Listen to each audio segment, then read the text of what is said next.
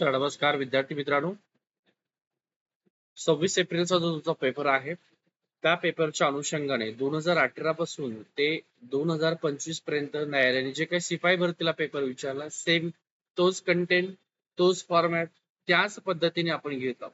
ठीक आहे. Demo paper हा आपला तिसरा आहे आणि आतापर्यंत एकूण पेपर मध्ये हा 35वा आपला पेपर आहे. त्यामुळे मागचे सुद्धा सगळे बघून घेतो. ओके. एका पेजवरती 3 क्वेश्चन आपण घेतलेले आहेत. तर एक नंबरचा क्वेश्चन तुम्हाला दिसतो पियुष या शब्दाचा समानार्थी शब्द कुठला आहे. तर पियुष या शब्दाला समानार्थी शब्द आहे अमृत. अमृत म्हणजेच पियुष, त्याला सुधा सुद्धा हा समानार्थी शब्द आहे. ओके.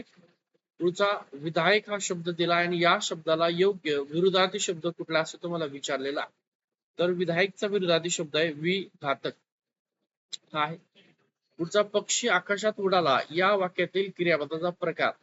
आता तुम्हाला उडाले हे जे क्रियापद आहे तर हे ऑलरेडी उडाले क्रियापद अकर्मक आहे, परंतु तुम्हाला क्रियापद कुठलं हे माहिती नसेल तर सगळ्यात सोपं लक्षात ठेवायचं क्रियापद कुठले बघायचं. काय क्रियापद आहे उडाला, त्याला नारा नारी प्रत्यय लावा. नारा, उडणारा पक्षी, उडालेला सुद्धा पक्षी. म्हणजे या वाक्यामध्ये कर्म नाहीये.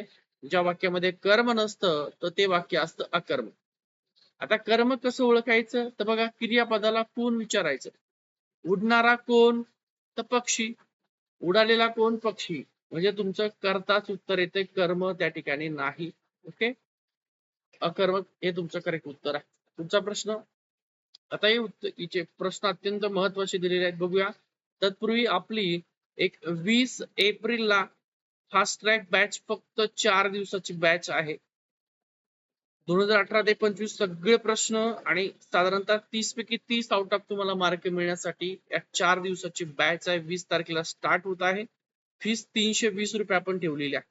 बॅच जॉईन करा, कारण आजपर्यंत आपण जे घेतले सेम त्याच अनुषंगाने आणि बॅच मधलं सगळा कंटेंट तुम्हाला शिकवलं जाणार. सगळं जीएस जे काय तुम्हाला पेपरला विचारणार ते सगळं घेतलं जाणार. फक्त 320 रुपये फीस आहे. संपर्क कुठं करायचा आहे तर हा नंबर तुम्हाला देतोय संपर्क करण्यासाठी. बघा या साईडला इथं 9552 62 95 63 या नंबरला संपर्क करा. ओके. व्हॉट्सअप नंबर आहे. ओके. श्री अकॅडमीचा ऍप आहे. हा व्हिडिओ बघताय डिस्क्रिप्शन मध्ये ऑलरेडी लिंक दिलेली. बघा प्रश्न काय 4 नंबरचा, चूज द करेक्ट आर्टिकल.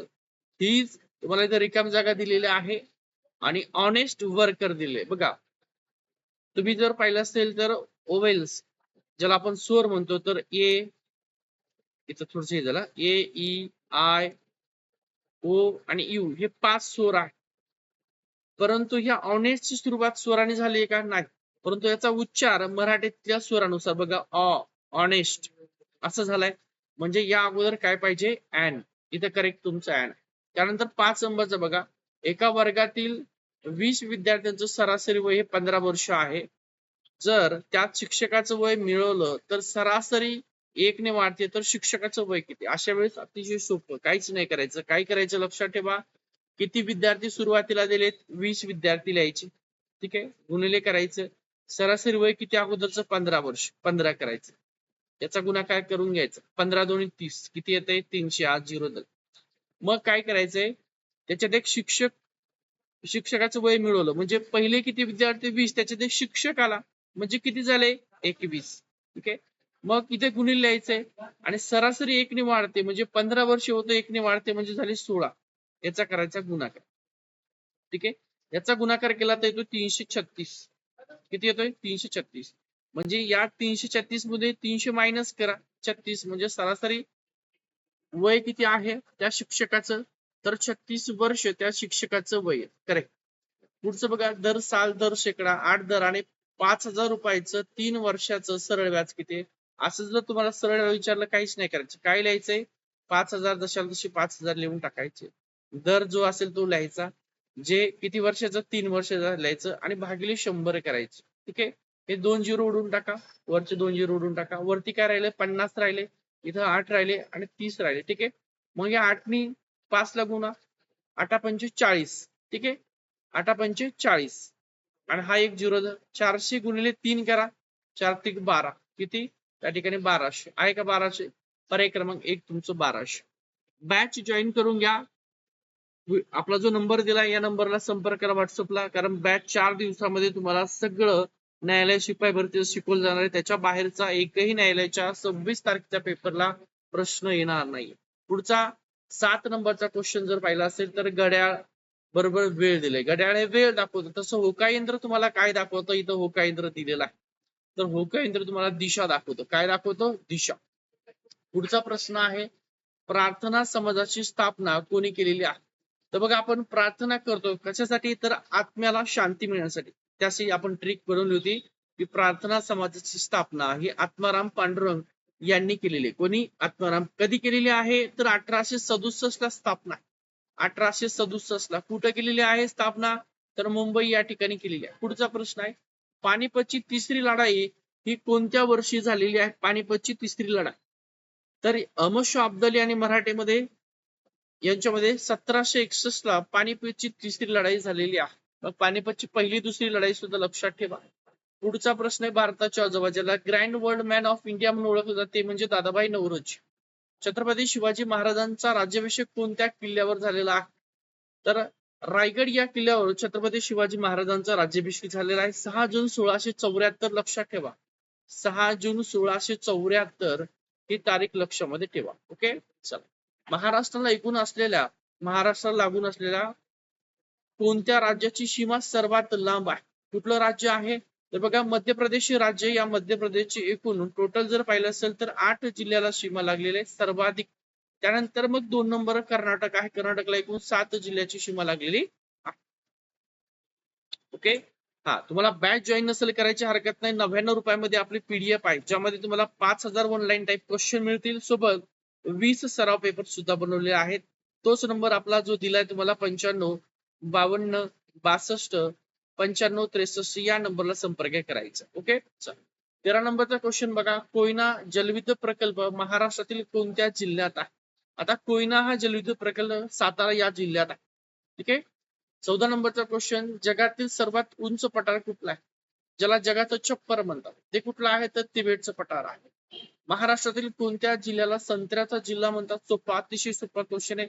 तर नागपूर जो जिल्हा आहे या नागपूर जिल्ह्याला संत्र्याचा जिल्हा म्हणतात. त्यानंतर भारतीय राज्यघटनेतील कलम 17 हे कशाशी संबंधित आहे? तर अस्पृश्यता नष्ट करणे किंवा अस्पृश्य पाळणे हा कायद्याने गुन्हा आहे. कलम 17 आपल्याला सांगितलं. 17 नंबरचा क्वेश्चन, घटक राज्याच्या राज्यपालाची नेमणूक कोण करतो? बघा, राज्यपाल जे आहे तर त्यांची नेमणूक करण्याचा अधिकार हा कुठल्या कलमात दिलेला आहे असं सुद्धा तुम्हाला प्रश्न विचारतात.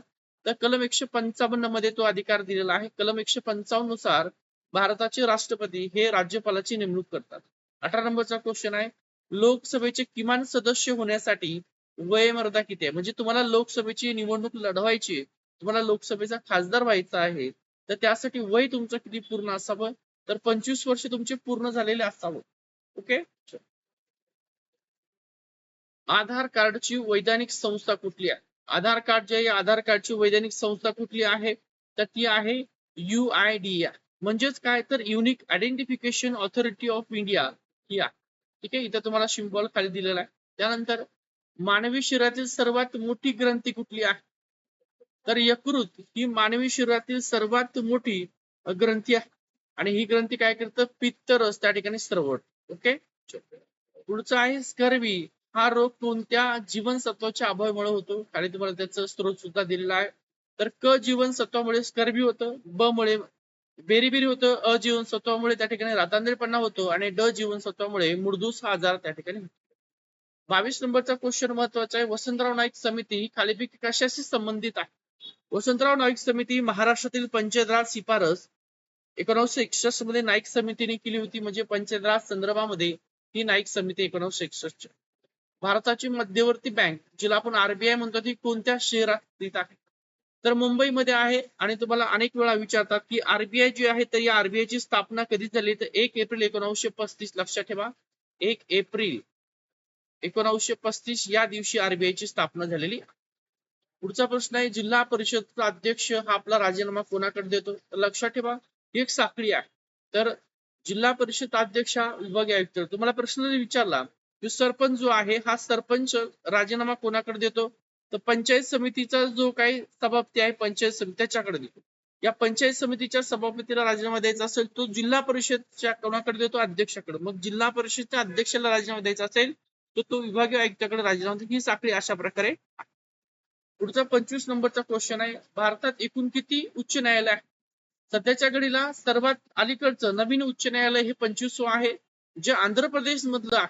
आंध्र प्रदेश मधलं कुठलं होतं? अमरावती हे 25वं न्यायालय. हे सुद्धा तुम्हाला प्रश्न विचारू शकतात.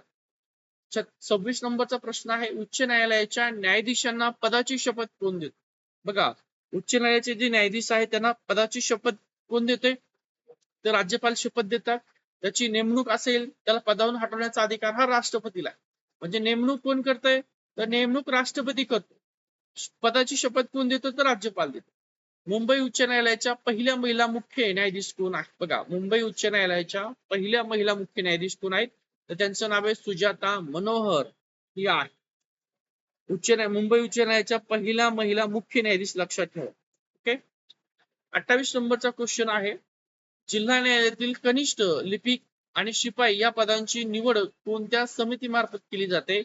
तर जिल्हा निवड समिती असते, त्यांच्या मार्फत केली जाते. भारतातील पहिलं ई न्यायालय, ई कोर्ट कुठं सुरू झालेलं आहे? तर हैदराबाद या ठिकाणी ते सुरू झालेलं आहे. हैदराबाद हे देशातलं पहिलं ई न्यायालय सुरू करण्यात आलेलं. 30 नंबरचं आहे, आता थोडस चूक झालंय, लोक अदालत नाव आहे, लोक अदालत. लोक अदालत. लोक अदालतचा मुख्य उद्देश काय आहे? तर खटला लवकरात लवकर किंवा खटले जलद आणि सामंजस्याने सोडवण्यासाठी या लोक अदालतचा वापर, म्हणजे आपसातील तडजोडी नि खटले स्वीकारणे हा. तुम्हाला जर वन लाईनची 5000 वन लाईन क्वेश्चन आहेत, सोबत 20 तुम्हाला 18 पासून ते 25 पर्यंत विचारले, त्या रिलेटेड आपण अत्यंत महत्वाचे क्वेश्चन पेपर काढलेत. हे सगळं 99 रुपयाला मिळणार. किती रुपयाला? 99 रुपयाला. मग तुम्हाला काय करायचंय, हा आपला नंबर आहे बघा, इथं तुम्हाला नंबर देतोय 95 52 62 95 63. हा जो नंबर दिला, या नंबरला तुम्हाला संपर्क करायचा आहे. ठीक आहे. व्हिडिओ आवडला तर व्हिडिओ लाईक करा, शेअर करा आणि सबस्क्राईब करायला त्या ठिकाणी विसरू नका.